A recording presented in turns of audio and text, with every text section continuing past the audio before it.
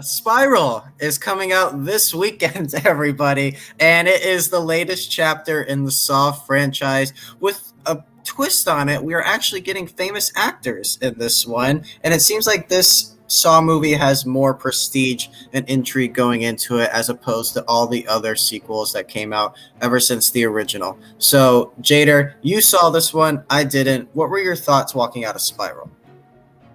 You want my initial thoughts from the get, or you want me to just work my way there? What do you want me to do, man? Let's start. You walk out of this film. What did you think? Did this film succeed in making you want to see this? It's okay. It's okay. I didn't hate it. Basically, all right. So I'm gonna start from the get, man. Spiral, and this is coming from my background of the Saw films. Have you seen all of them? I've seen the first one. First Saw movie. Okay, yeah. Well, the one that people consider that is good. So good news for you. That's all you need to see. So you know the premise of the film. Basically, the Saw films is based on the Jigsaw murders. Basically, a serial killer that doesn't really kill his prey, if you will, his victims. He basically gives you a second chance at life, but you're gonna go through some gruesome stuff to get there. Excuse me. So, sorry. Basically, that's all you need to know for this film. This film does not connect to any other Saw films except that background. You just got to know that once upon a time, there was a Jigsaw murder, and it happened in this city. It's basically all it is. So, again, it's the ninth film of the franchise. I'm a big fan of the Saw franchise overall. I think there's probably 3 that I'm not too fond of. 3? Yeah, about 4 of them. 4 of them I'm like, well, they're very like mediocre, lukewarm for me. So yeah, just like I said, you don't need to know. You just need to know the basics. It felt very much like the movie 7, which is crazy to say, right? To 7, we've reviewed it on the channel before. Everybody knows my love for this film. I love 7 so much. It's just nowhere near as good as a film. It's kind of like the premise or the way things were going down. Like, remember 7, you see the victim, and then they kind of go back and explain, hey, this is what's going on. Spiral tends to do that. One of the things that I really loved about this movie is the opening act. The opening act to this movie was like, holy shit, they're going all out with this. I thought the trap was crazy. It was very gory. But it kind of starts off on such a high and just starts to like really decline for me. Let me ask you this. We have Chris Rock and Samuel L. Jackson in this film. I think that's the prestige I was talking about going into it. Does that add to it at all? So this is what I'm going to say. You can tell that there's a difference compared to the other Saw films because all the other Saw movies are very low budget films, and this is the reason why we got one every single Halloween. They're disposable. Because they pulled them out, they made a shit ton of money, and let's put on another one, right? I feel like you can tell that there was more budget thrown into this one because again, you get Chris Rock, you got Samuel L. Jackson in the movie, right? Mm-hmm. So by having that, you can tell, and it looks nice. It's when it comes to like art direction, production, cinematography, it excels. You're like, oh, this is a very nice looking film. One of the things that I feel that hurts this movie a lot is actually the director. Okay. So Darren Lynn Bousman is the one that directed this movie. I'll get back to why I feel that way, but that's one of the main things that I feel hurts this film. He directed Saws 2, 3, and 4. So he's very familiar with this franchise. So I'm just gonna say it now. For them trying to try something different, I feel like they should have gotten with somebody that's never touched the franchise just to get that different feel to it. Because I feel like it wasn't directed very well. Overall, I feel like it's a mid-tier Saw film. It's better than the ones that I don't like, but compared to 1, 2, 3, and I really, really like 6 a lot. It falls right under those. Better than the ones that I don't like, but not better than the ones that I actually do like. So it's very, very in the middle. It's mediocre. Very meh film. I think the idea that Chris Rock tried to bring to the because he brought the script to Lionsgate and he's like, this is what I want to do with the franchise. Let's make this work. Lionsgate loved it and they went for it. So I like the leap of faith that they had with him and they did that. I just felt like and I don't even want to say the execution because there's a lot that does work in this film. I feel like the landing didn't stick, right? I feel it was very Chris Rock being that character, again, unorthodox. How do I say this, man? Well, Chris Rock's trying new things. He just was in the latest season of Fargo. And I don't bash somebody for doing that. And that's why I don't really want to bash him because he did something different. What was crazy for me was like it starts off with like when once you get past the beginning, like that big opening, you get introduced to his character and what he is. He's a police officer. For those who don't know, basically it's a criminal mastermind. Basically, things are going down. He's attacking cops. So the targets are pure cops, which is not something that Jigsaw does. It's a Jigsaw copycat, right? And he's just the detective leading this case. Very, very simple premise, right? Mm-hmm. So the dialogue felt very like a cop film. So it wasn't anything out of this world or anything. So he did a good job in some of the scenes. One of the things that did bother me was when he had this smolder look to him where they were like, frame, like they're filming him walking or like looking through and he's like it looked so like just like you laughed right now. That was in the theater. Like the zebra from Madagascar. I'm not trying to laugh at him at all because again he's doing something different. I'm not trying to laugh, but I'm like, what? I'm like, yeah, dude, I don't want to say miscast because he wasn't, but a lot of people are saying that. And misdirected? Yeah, it's more misdirection. I think the director is what hurt this film, which sucks because I like 2 out of the 3 films that he's directed. I do like Saw 2 and 3. But the dialogue was a little like, meh. One of the things that I have, a positive, which, everybody's going to like, Samuel L. Jackson. I don't want to say him, but you get a motherfucker out of him. And, and he threw up the scenery. Like but again, he was Samuel L. Jackson was in the movie for maybe 20 minutes. Like he was in and out. You can tell that he was probably on set for 4 days, 5 days. Like that was it. Like he did what he needed to do. I don't want to say he phoned it in, but he kind of phoned it in. And that was that.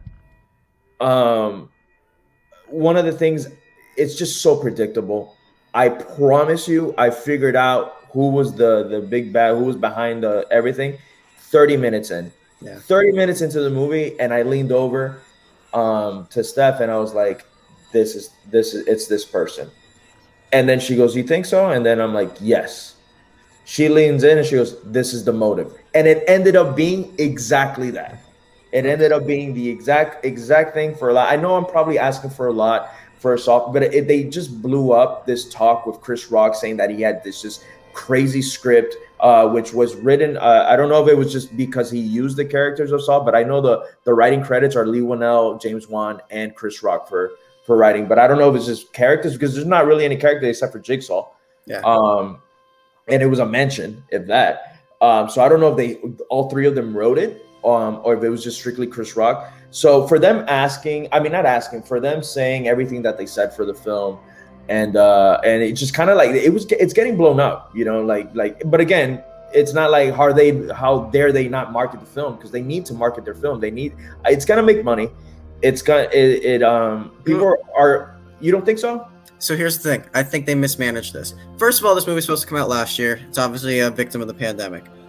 I believe putting this film out in May as opposed to October is going to be a massive mistake. I know Halloween Kills is coming out in October. Yeah. But you put this at the end of September, early October, and just let it play up until Halloween comes out. Every single Saw film came out on Halloween or Halloween weekend. Every single one of them. They wouldn't even play it in September. It would be October, 28th, 29th, 30th, 31st. That's if you go back, that's every Halloween I made my plans to go see the Saw films. I think I gave up after 3 because I was like, all right, 3. I felt like 3 closed that story, and then they're like, it's like I get it now. It's the same thing. Yeah, you're gonna keep going. And it's more of the same. Like I felt like again, the shot they took I give you props for that.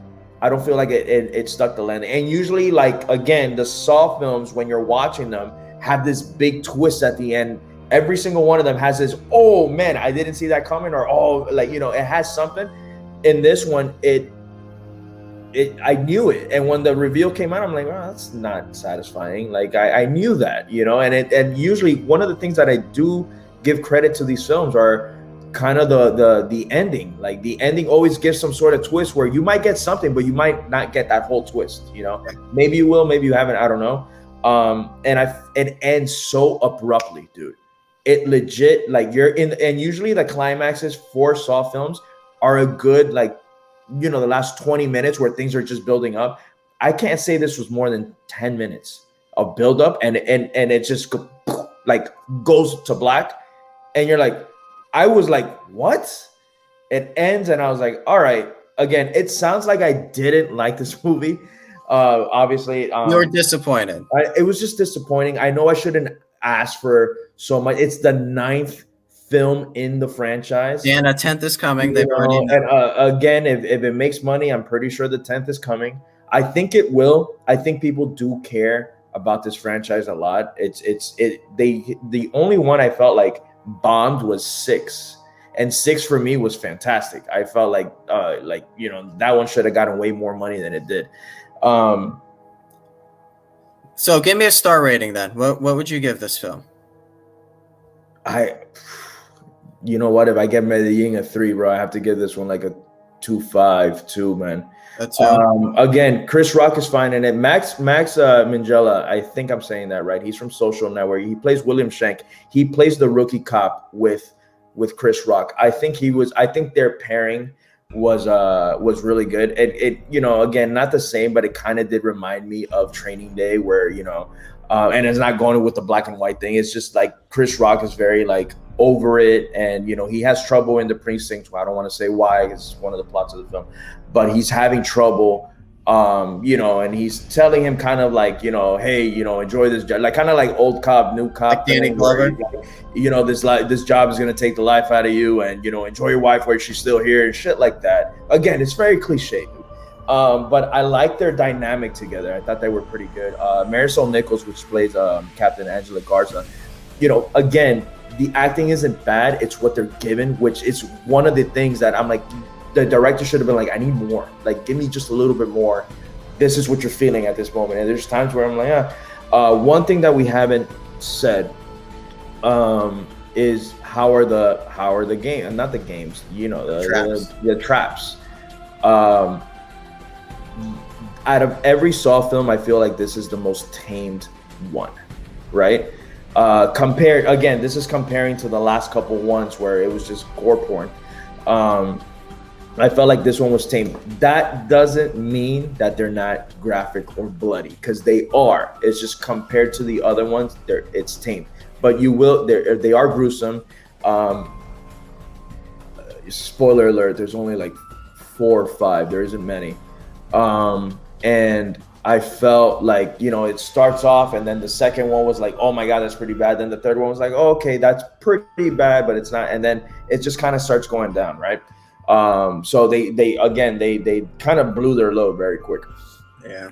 But well, that's too bad. But it sounds like if you're a Saw fan, you'll probably see it, and it'll probably just be worked into all the other ones. It's gonna be just a part of the mess that you have with all these Saw films. Again, and I can kind of piggyback off that. One of the things that I can say is that if you're a fan of the franchise, you're gonna watch it. You're gonna probably feel about the same, or maybe you will like this film. Again, I don't feel like it's a bad film. I just feel like it's nothing new. And if you're not a fan of the franchise, this is not going to turn you into a fan by any means.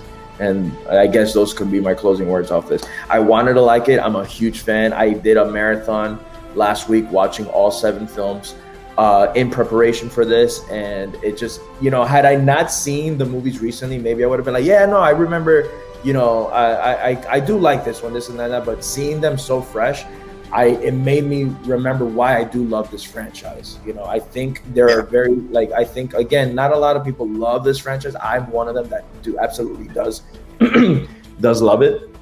I just felt like, you know, more could have been done. And I felt like they were, you know, I don't know if they even believed in this film themselves. if that makes sense. I think Chris Rock saw Adam Sandler crush it in Uncut Gems. He was like, let me try something dramatic, and it just maybe not worked. But give Chris Rock a director like the Safdies or someone like I don't think know, it like could have worked. I honestly think a different director would have helped this movie immensely, immensely. And that's no knock to Darren Lynn Bousman, because again, I do like 2 out of the 3 films that he did. I think they're in the top tier for me. And he understands his world, but I think since we already seen that world and this is trying to be something kind of different, that's kind of what hurt this film overall. But yeah. So Saw is not a strong or Spiral is not a strong recommendation, guys. You can wait for it to kind of home. If you're a Saw fan, go see it. Obviously, dark lights and all, and it's loud and all that stuff. Go watch it. I mean, I do want to see a sequel, but if they tell me, hey, we're not gonna get a sequel, I'd probably be okay with it. But if you're not a fan, I just wouldn't run to go see this movie in the theater personally.